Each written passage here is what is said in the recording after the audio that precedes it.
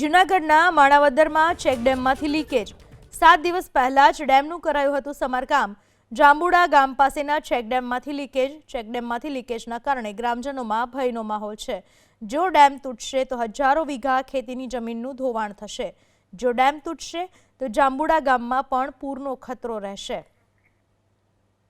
કે ખરેખર આ ડેમનું કામ સિંચાઈ વિભાગ દ્વારા રિપેર કરવા માટે આપેલ હતું કે પછી આ ડેમને લીકેજ વધારે કરવા માટે આપેલ હતું, કારણ કે 7 વર્ષથી જી ડેમ લીકેજ હતો એનાથી આ ડેમ લીકેજ વધારે અત્યારે છે।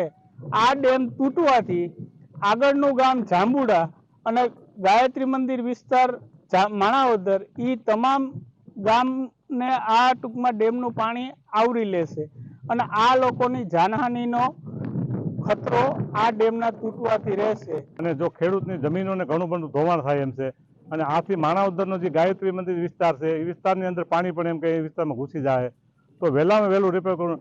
આની મેં ટેલિફોનિક ભાઈ ગઢવી સાહેબ કાર્યપાલક અને ભાઈ આપણા ભાઈ કાંભલા સાહેબ ડેપ્યુટી સાહેબને રજૂઆત કરેલ, પણ અધિકારીઓની કોઈ આ બાબતની કોઈ ગંભીરતા કે નોંધ લેતા નથી। તો વહેલામાં વહેલી તકે સરકારને મારી વિનંતી છે કે આનું તાત્કાલિક મરામત કરી અને ડેમને વ્યવસ્થિત પાછો રિપેર કરે।